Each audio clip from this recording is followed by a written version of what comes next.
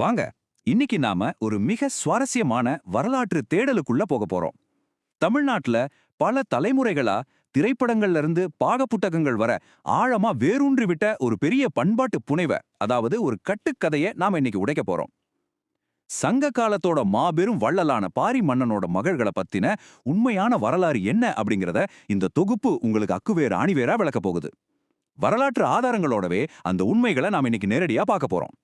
சரி, இப்போ நாம நேரா விஷயத்துக்குள்ள போயிடலாம். உங்ககிட்ட ஒரு சின்ன கேள்வி. வள்ளல் பாரியோட மகள்களோட பெயர்கள் என்னன்னு உங்களில் எத்தனை பேருக்கு தெரியும்? கொஞ்சம் யோசிச்சு பாருங்க. பல வருஷங்களா படங்கள்ல, நாடகங்கள்ல, ஏன் சில நவீன நாவல்கள்ல கூட இந்த பெயர்களை நீங்க நிச்சயமா கடந்திருப்பீங்க. டக்குன்னு உங்க மைண்ட்ல 2 பெயர்கள் ஸ்ட்ரைக் ஆகும், இல்லையா? அந்த பெயர்கள் அங்கவை சங்கவை அப்படின்னு நீங்க நினைச்சிருந்தா சாரி, நீங்க முற்றிலுமா தப்பு. ஆமாங்க, நீங்க கேட்டது கரெக்ட் தான். பல நூற்றாண்டுகளா நம்ம ஒட்டுமொத்த சமூகமே உண்மைன்னு நம்பிட்டு இருக்கிற இந்த 2 பெயர்களுக்கும் உண்மையான வரலாற்றுக்கும் எந்த சம்பந்தமுமே கிடையாது. இது கேட்கவே உங்களுக்கு கொஞ்சம் ஷாக்கிங்கா இருக்கலாம், ஆனா இதுதான் நிஜம். இது ஒரு மாபெரும் வரலாற்று புரளி. அதாவது ஒரு பொய்யான செய்திய ஊரே உண்மைன்னு நம்புற ஒரு மாண்டேலா எஃபெக்ட் மாதிரியான சமூக மாயை இது. இதைத்தான் நாம பண்பாட்டு புனைவு, அதாவது கல்ச்சரல் மித் அப்படின்னு சொல்றோம். ஒரு தப்பான செய்தி பல தலைமுறைகளா தொடர்ந்து சொல்லப்படும்போது அதுவே நிஜமான வரலாறு மாதிரி மக்கள் மனசுல ஆழமா பதிஞ்சிடுது. அப்படி ஒரு கட்டுக்கதை மூலமா வந்த பெயர்கள் தான் இந்த அங்கவை சங்கவை அப்படிங்கிறது. சரி, இப்படிப்பட்ட ஒரு கட்டுக்கதை எப்படி வந்துச்சு, எந்த காலத்துல யாரால உருவாக்கப்பட்டது, இதைத்தான் இந்த தொகுப்புல நாம அடியோடு தோண்டி எடுக்க போறோம். இப்போ இங்க இருக்கிற ஒரு மிகப்பெரிய முரண்பாட்டை கவனிங்க. ஒரு பக்கம் நம்மளோட நவீன கால நம்பிக்கை இருக்கு, அதாவது பாரி மகளோட பெயர்கள் அங்கவை சங்கவை அப்படிங்கிறது. ஆனா இன்னொரு பக்கம் உண்மையான பழமையான சங்க இலக்கியமான புறநானூறு என்ன சொல்லுதுன்னு பாருங்க. அந்த பழமையான ரொம்பவே நம்பகமான நூல்கள்ல எங்கேயுமே அவங்களோட இயற்பெயர்கள் குறிப்பிடப்படவே இல்ல. அவங்கள பாரி மகளிர் அப்படின்னு தான் ரொம்ப மரியாதையா குறிப்பிட்டிருக்காங்க. இதுக்கு ஆதாரமா பாத்தீங்கன்னா புறநானூற்று பாடல்கள் 112, 200, 201 அப்புறம் 202. இந்த எல்லா பாடல்களிலுமே பாரியோட பிள்ளைகளை குறிக்க பாரி மகளிர் அப்படிங்கிற பன்மை சொல் தான் பயன்படுத்தப்பட்டிருக்கு. அதாவது பாரிக்கு 1க்கும் மேற்பட்ட மகள்கள் இருந்தாங்க அப்படிங்கிறது இதுல இருந்து ரொம்ப தெளிவா தெரியுது. ஆனா எந்த ஒரு இடத்துலயும் அவங்க பெயர்கள் இதுதான் அப்படின்னு குறிப்பிட்டு சொல்லப்படவே இல்லை. இதுல ரொம்பவே சுவாரஸ்யமான அதே சமயம் கொஞ்சம் அதிர்ச்சியான விஷயம் என்னன்னா, பாரி மன்னனோட மிக நெருங்கிய உயிர் நண்பரான கபிலர் எழுதின வரிகள் தான் இப்போ நீங்க பாக்குறது. பாரி இறந்ததுக்கு அப்புறம் அவனோட மகள்களுக்கு கல்யாணம் செஞ்சு வைக்க ஊர் ஊரா அலைஞ்சவர் கபிலர் தான். அப்படிப்பட்ட கபிலர் பாடிய புறநானூற்று பாடல் 117ல கூட பாரிய ஆய்தொடி அறிவையர் தந்தை, அதாவது அழகிய வளையல்களை அணிந்த இளம் பெண்களின் தந்தை அப்படின்னு பொதுவா தான் குறிப்பிட்டாரே தவிர தன்னோட உயிர் நண்பனோட மகள்களோட பெயர்களை கூட அவர் எங்கேயுமே பதிவு செய்யல அப்படிங்கிறது தான் நாம இங்க முக்கியமா கவனிக்க வேண்டிய உண்மை. சரி, சங்க காலத்துக்கு அப்புறம் என்ன நடந்துச்சு?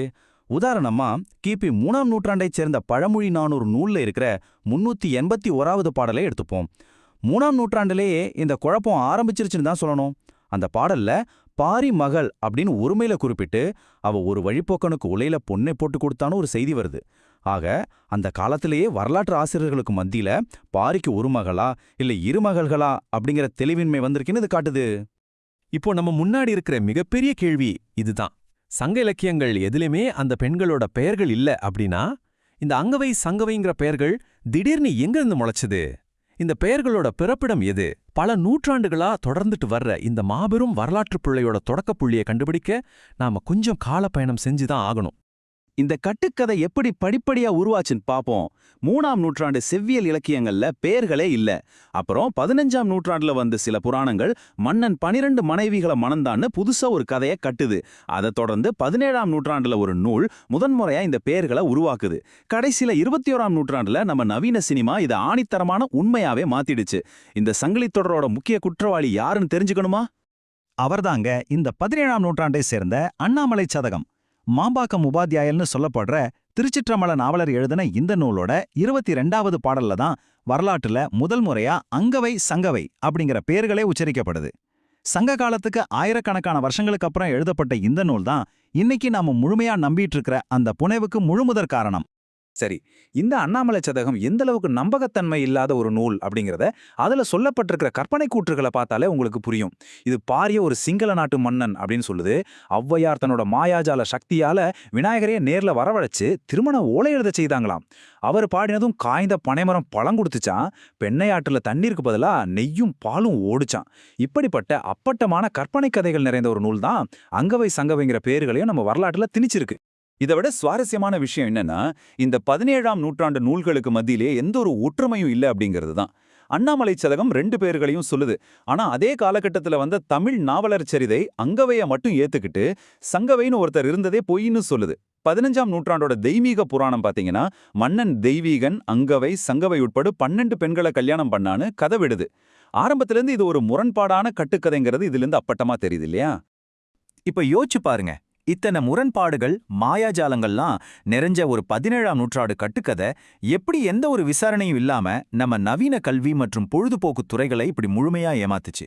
எப்படி இந்த பெயர்கள் நம்ம பாடப்புத்தகங்கள்ல கூட இடம் பிடிச்சுது? அதற்கான விடை கண்டிப்பா நம்மள ஆச்சரியப்பட வைக்கும். இந்த கட்டுக்கதை நம்ம சமூகத்துக்குள்ள எப்படி படிப்படியா ஊடுருவிச்சுன்னு பாருங்க. முதல்ல 1937ல அண்ணாமலை பல்கலைக்கழகம் வெளியிட்ட பாரிகாதை நூலோட முன்னுரையில இந்த பெயர்கள் உண்மையானது போலவே குறிப்பிடப்பட்டுச்சு. அப்புறம் 1993ல தமிழ்நாடு அரசோட 5ஆம் வகுப்பு பாடநூல்ல நீலச்சிற்றாடை அப்படிங்கிற நாடகம் மூலமா சின்ன குழந்தைகளோட மனசுல இந்த பெயர்கள் ஆழமா விதைக்கப்பட்டுச்சு. 2007ல வந்த சிவாஜி திரைப்படம் இந்த பெயர்களை பட்டி தொட்டி எங்கும் கொண்டு சேர்த்துச்சு. ரீசெண்டா 2018ல வந்த ரொம்ப பிரபலமான வேல்பாரி நாவல்ல கூட இந்த பெயர்களே தொடர்ந்து பயன்படுத்தப்பட்டுச்சு. இப்படிதான் ஒரு புனைவு நிஜமான வரலாறு மாதிரி மாறிடுச்சு. சோ இங்க நாம புரிஞ்சிக்க வேண்டிய மிக முக்கியமான விஷயம் என்னன்னா, சங்ககால புலவர்கள் பாரி மேல இருந்த அளப்பரிய மரியாதையோட காரணமா அவரோட மகள்களின் பெயர்களை சுட்டாம பாரி மகளிர் அப்படின்னு அடைமொழியாலே அழைச்சாங்க. ஆனா அதோட விளைவா அந்த பெண்களோட உண்மையான பெயர்கள் இன்னைக்கு கால வெள்ளத்துல நிரந்தரமா அழிஞ்சு போச்சு அப்படிங்கறதான் நாம ஏத்துக்க வேண்டிய கசப்பான உண்மை. இத பத்தி தமிழறிஞர் தமிழண்ணன் சொல்ற ஒரு விஷயம் ரொம்பவே ஆழமானது. கடற்கோள்கள், காலப்பழமை, கரையான் அரிப்பு, அப்புறம் மக்களோட அறியாம, இதனால நம்ம தமிழ் இலக்கிய செல்வங்கள்ல 10ல 9 பங்கு நாம இழந்துட்டோம் அப்படின்னு அவர் சொல்றார். ஆமாங்க, நாம இழந்ததுதான். காலத்தின் அந்த வெற்றிடங்களை நிரப்ப நாம இது மாதிரி கட்டுக்கதைகளை உருவாக்குறத தவிர்த்துட்டு குறைஞ்சபட்சம் நம்மகிட்ட மிச்சம் இருக்கிற அந்த 1 பங்கு உண்மையான வரலாற்றையாவது நாம பாதுகாக்கணும். இறுதியா இந்த தொகுப்பை முடிக்கிற நிலைமையில உங்ககிட்ட ஒரு கேள்வியை முன்வைக்க விரும்புறேன். இன்னைக்கு நாம ரொம்ப ஆணித்தரமா இதுதான் உண்மை அப்படின்னு நம்பிட்டு இருக்கிற வரலாற்றுல இன்னும் எத்தனை விஷயங்கள் இப்படிப்பட்ட கட்டுக்கதைகளாகவும் புனைவுகளாகவும் இருக்கக்கூடும்? இனி எதை படிச்சாலும் அதோட ஆணி வேற, அதோட ஒரிஜினல் ஆதாரங்களை தேகி போற ஒரு ஆர்வத்தை இந்த பதிவு உங்களுக்குள்ள விதைச்சிருக்கும்னு நம்புறேன். மீண்டும் அடுத்த ஒரு சிறப்பான வரலாற்று தேடலில் சந்திப்போம்.